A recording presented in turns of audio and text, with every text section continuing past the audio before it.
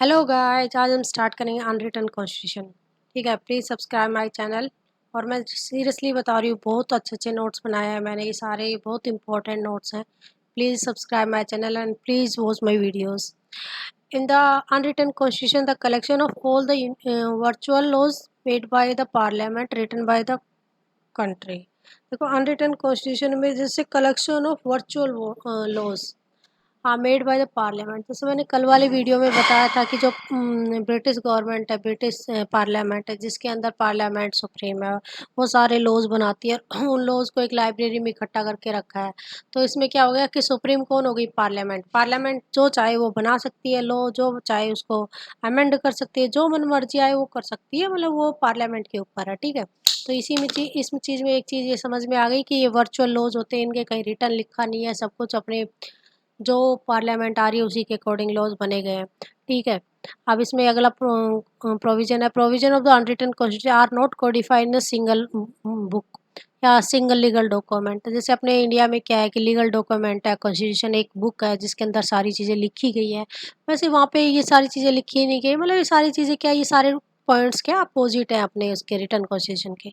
तो बस मैं उनको थोड़ा मतलब एक्सप्लेन कर देती हूँ, प्लीज़ आप पढ़ लेना इसको, बहुत अच्छे नोट्स बनाए मैंने। हाँ, कहीं कहीं से इकट्ठा कर करके बनाए गए हैं। While in the unwritten constitution there is a no distinction between constitution and other laws, as each and every enactment of parliament seen as the constitution। मतलब कि जैसे अपने रिटर्न कॉन्स्टिट्यूशन में क्या था कि सारे के सारे लॉ, ऐसा नहीं है कि कॉन्स्टिट्यूशन के लॉ कहलाएंगे, कुछ स्टैचुरी लॉज है, कुछ कॉन्स्टिट्यूशन लॉ है, कुछ कॉन्स्टिट्यूशन और स्टैचुरी लॉ के बाहर भी लॉज हैं, जैसे आईपीसी एक्ट वगैरह। ये सारी चीज़ें बहुत अलग, मतलब ये सारी चीज़ें अलग अलग उसमें डिफाइन की गई हैं कॉन्स्टिट्यूशन में। बट अपने जो अनकॉन्स्टिट्यूशन अनरिटन कॉन्स्टिट्यूशन है उसके अंदर ये सारी चीज़ें as in all the things are called as an constitution laws. मतलब जो पार्लियामेंट बनाई वही कॉन्स्टिट्यूशन है, जो पार्लियामेंट नहीं बनाई वो कॉन्स्टिट्यूशन नहीं है। In unwritten constitution the parliament is supreme as every enactment of parliament and legislature become the constitution. ये मैंने पहले बताया कि सारे के सारे लॉ जो पार्लियामेंट बना रही है वही सारी सुप्रीम है, सारी चीज़ें उसी के हाथ में है। तो मतलब समझ गए। In unwritten question, judiciary has a limited power, and in case of judiciary can't declare law passed by the legislature as unconstitutional। जैसे रिटन कॉन्स्टिट्यूशन में सुप्रीम जुडिशरी के पास बहुत सारी सुप्रीम पावर होती है, सुप्रीम अथॉरिटी होती है, उनके पास पावर होती है कि कोई लॉज अगर लेजिस्लेशन बनाया है उसको नल एंड वॉइड कर दे।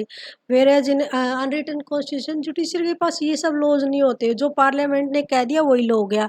जुडिशरी का कोई रोल नहीं है उसके अंदर कि जुडिशरी बोल दे कि ये लॉ अनकॉन्स्टिट्यूशन है, इसको मत बनाओ, तो ऐसा कुछ नहीं हो सकता।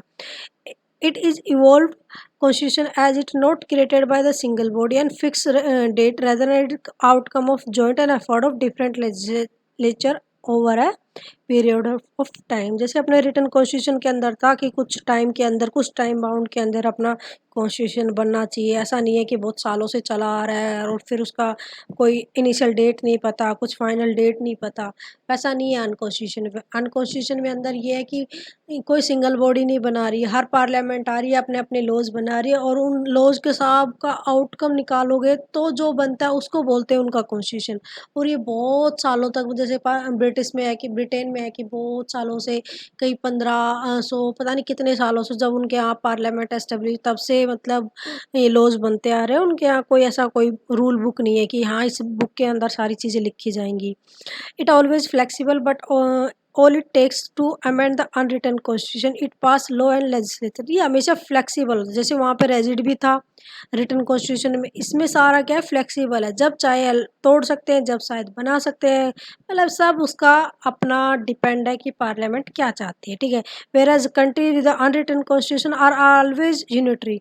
यूनिटरी का मतलब वहाँ फेडरेशन का कोई सिस्टम ही नहीं है, ये हमेशा ऑलवेज, ये चीज़, ये पॉइंट याद रख लेना कि जो अनरिटन कॉन्स्टिट्यूशन में है वो यूनिटरी गवर्नमेंट है, फेडरेशन का कोई सिस्टम नहीं होता, कोई स्टेट नहीं होती वहाँ पे, सारा का सारा सेंट्री होता है और वही बनाती है, लोग सब कुछ उसी के हाथ में होता है।